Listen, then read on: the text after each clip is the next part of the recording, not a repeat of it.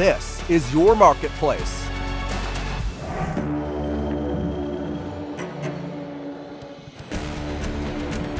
We're undercover in the skies over Fredericton, testing accessible air travel with Brock Richardson and his attendant, Catherine. The issue burst into the headlines last year with a series of Air Canada incidents. Canada's chief accessibility officer's wheelchair left behind. It's just a far too common experience. It's unacceptable. It isn't meeting the standards that are set. Ryan Lachance says he was dropped and injured by staff. The processes are available to teach their staff on how to do this all correctly, so just take the time and do it. Rodney Hodgins says he was forced to drag himself off a flight. I felt humiliated, but I was also angry. And our hidden camera investigation with Alessia Di Virgilio. To say the word terrifying just doesn't fully encapture how you feel. The Minister of Transport responds.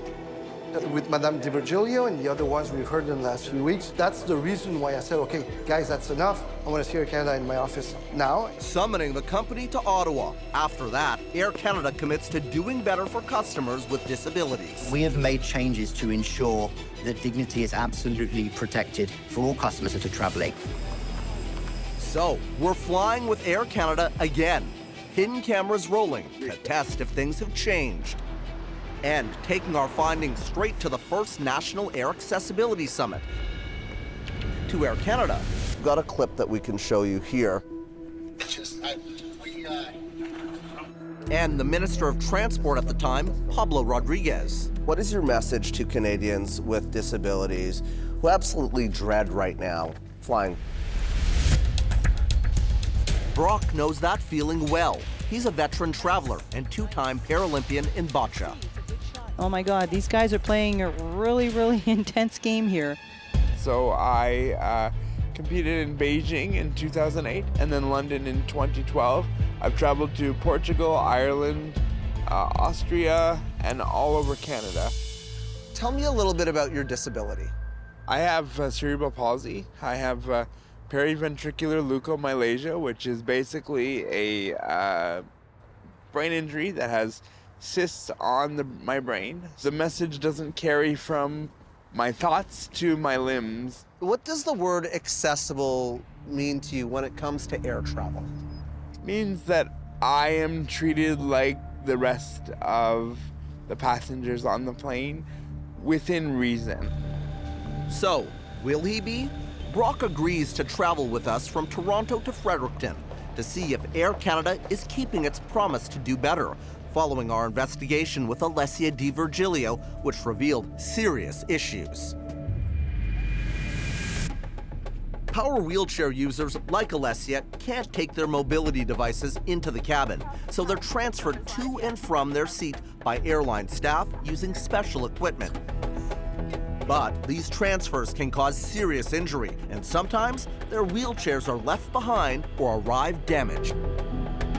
On Alessia's trip, we documented issues with boarding. This is going to be a big problem doing this with people there.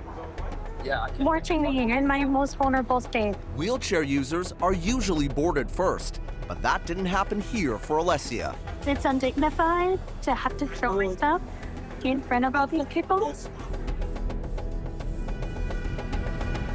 We found challenges with safety equipment at the airport and serious problems with staff training. Sorry, I haven't used this machine in probably 7 years. This team must be trained on how to use equipment like this lift every 3 years. It moves passengers between their seat and wheelchair. This bar here turns a little bit, doesn't it not? Oh, you okay? What's her face? Hang on. Stick shut. It's not from here? But even this, it's supposed to turn.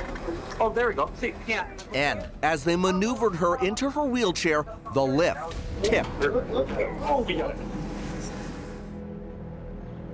I had felt the lift hit me on the head. It did hit you on the head. It did hit me on the head. Do you have an overall message for Air Canada? Why is my experience so different from yours, Travis? After our investigation, Air Canada apologizes to Alessia and offers her a $2,000 travel coupon. The Canadian Transportation Agency fines the company $22,500 in relation to Alessia's case for failing to ensure an employee received refresher training every 3 years.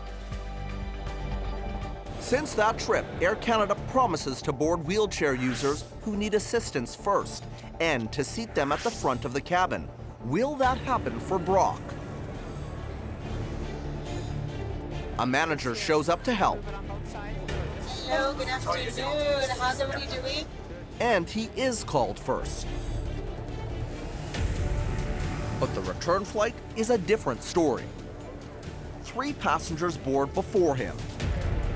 There is some vulnerability that goes on when you're being transferred, and I didn't sign up for that to be amongst the public, so I'm a little disappointed that they were let on the flight. He also isn't seated at the front of the cabin on either flight. So, what does Air Canada have to say? The company declines to speak with Marketplace on camera last year. Now, Tom Stevens, Air Canada's VP of Customer Experience Strategy, agrees to an interview. Can you explain why something like that would happen? We were requested by authorities to board a number of other customers before, and we are following the instruction from authorities. It was an exception, it is not the rule. That is absolutely an exception. As for where he's seated, it would appear in this case the customer made a relatively recent booking and the forward rows are already sold. So isn't it up to the passenger then to book as early as they can, because they don't know whether or not they'll get to the front or not? It doesn't seem like a very firm policy. The policy that I've described and how we're delivering it is exactly what we committed to publicly previously, that where possible and the seats available, we're moving customers as forward of the aircraft as we possibly can. But those qualifiers weren't in last year's announcement. A promise to invest more in lifts was. Lifts are used to move passengers between their wheelchair and plane seat. Air Canada says it's investing in more lifts, so let's check in on that promise. Brock requests one before the trip. Without it, he'll be lifted by hand. Well, they told me it would be available. However, it would only be available if there wasn't other people in demand of the lift in Toronto. I deserve to be put in my seat just like anybody else, the way that I want to and the way that I choose to. He's told there won't be a lift in Fredericton when he lands. You've taken my ability to make that decision. You've taken my ability to be comfortable. Why isn't a lift available for every Air Canada passenger who requests one at every airport? These lifts are manufactured in Australia. We've placed an order for 27 of them to get them across our Canadian network. It's part of the global supply chain challenge, why it's taken this long for them to arrive. When did you order them? The lifts were ordered towards the end of last year as part of our accessibility plan. The lift is there for Brock's departure. Now, let's see if the staff know how to use it. Air Canada says it's enhanced equipment training, which should mean a smoother transfer for Brock. The sling is attached and Brock is lifted out of his wheelchair. He's almost in his seat when there seems to be an issue. They can't get the lift to go any lower. Is it gonna lower you down? There you go. So they remove him while he's still hovering over his seat, which he says shouldn't happen. I don't know of a situation where you would remove somebody from an airborne lift, whether 3 inches, 6 inches off the ground. Overall, it's not something that I would do. Jeff Preston is an accessibility advocate who teaches disability studies at King's University College. This could be an instance then of a problem in training. It could be a problem mechanically. Air Canada has said that they're going to enhance training for employees. Does this raise questions for you in terms of whether or not that is happening and happening fast enough? 100% yes. I would have some real questions about how this training is being rolled out, who developed the training, and what is the quality control. What do you make of the way the lift was used in this case? I'm sure you'd appreciate on this incident, I haven't got the details, so let us take that away and we'll investigate further. The overall issue of training, how is that going and what is being done to ensure that staff that are doing this on a daily basis know what they're doing? We're a very large organization, and so we are working through that training. Dedicated training for lift team members to ensure that they can move a customer safely into their seat. But as Brock lands in Fredericton, he has no idea things are about to get bumpier. I've never had someone tell me that my attendant can't stay with me.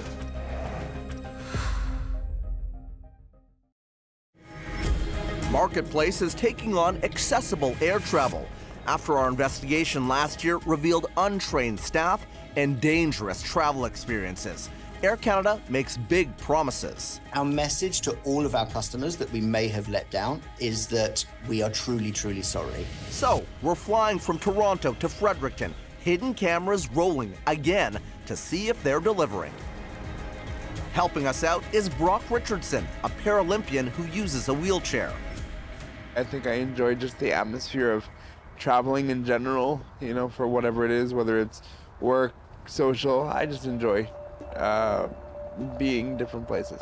He's never experienced this kind of turbulence. How are we doing today? So I'm just gonna get the team in here. If you guys would like to go wait inside, we'll be right in.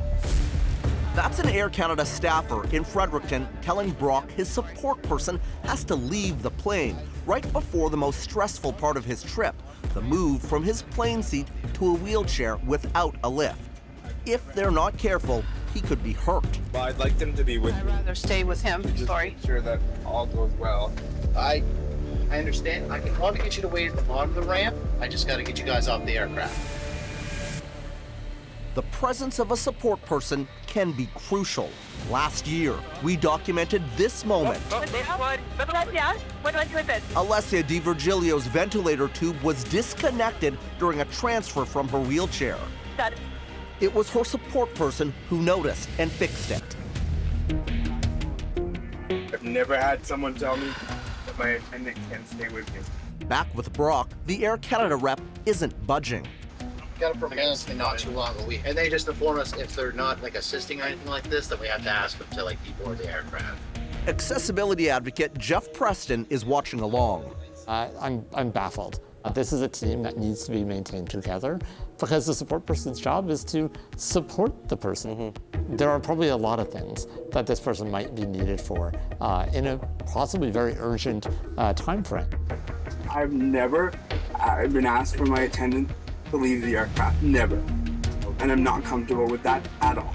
Okay, that's fine. Okay, we'll just have to back up right away. Is there something? You want me to help you? Imagine being lifted out of somewhere by two strangers and you don't know them.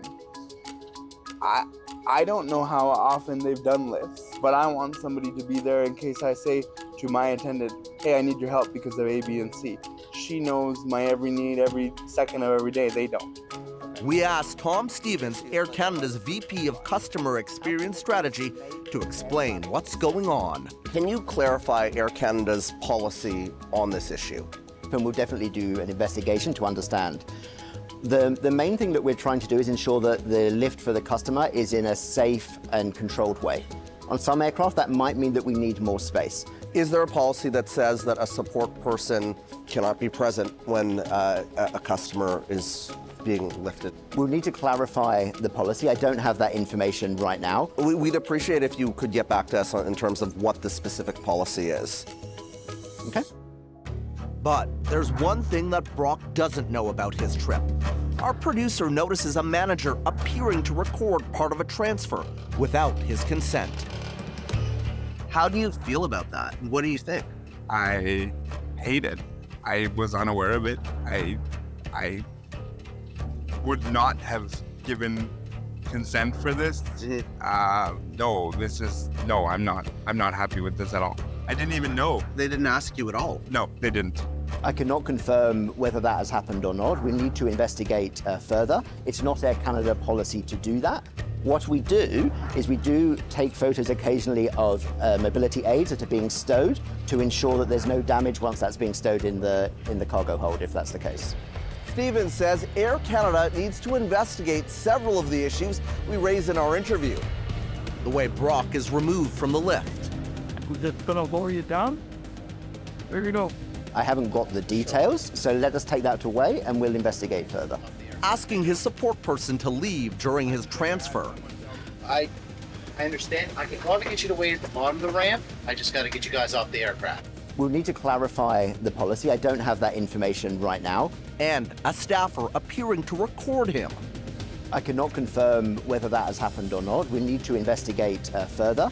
After we follow up, Air Canada reaches out to Brock for feedback and offers him a $1,000 coupon. They don't provide more information about the lift issue or their support person policies. It takes more than 4 months for them to tell us only his empty wheelchair was photographed. We asked directly, was he recorded during any of the transfers? They don't respond.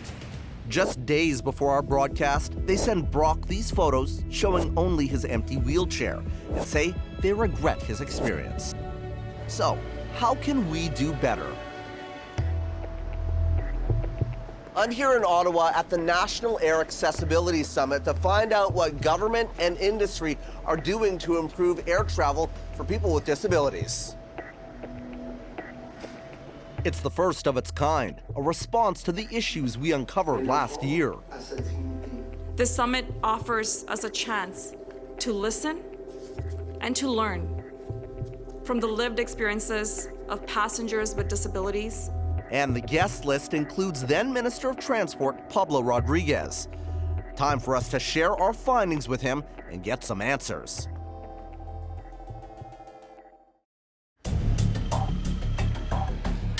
We're investigating air travel, revealing it's still a bumpy ride for travelers with disabilities. It's going to take some time, but we are making progress week over week. Now, let's hear from the person in charge of Canada's air travel industry. Then Minister of Transport, Pablo Rodriguez. Despite Air Canada's promise last year to make significant investments in equipment like lifts, there was no lift in Fredericton. Why isn't it federally mandated to have a lift at every airport in this country? We're following up on what Air Canada told us, and we're monitoring what they're having in terms of equipment. Actually, all airlines have to be better equipped, better trained. So you're considering possibly federally mandating? We're considering all the options because we all have to do better. The transfer team at Pearson seemed to have trouble operating the lift. Are you concerned that the training isn't happening quickly enough? We push already for some changes. The airlines have to do that, better equipped and better trained also, because sometimes we realize that the people that have to help them don't necessarily know how to do it. Yeah. So they have to be trained and trained with the participation with people with disability. What is your message to Canadians with disabilities who absolutely dread right now flying? We understand you, and it shouldn't be the case.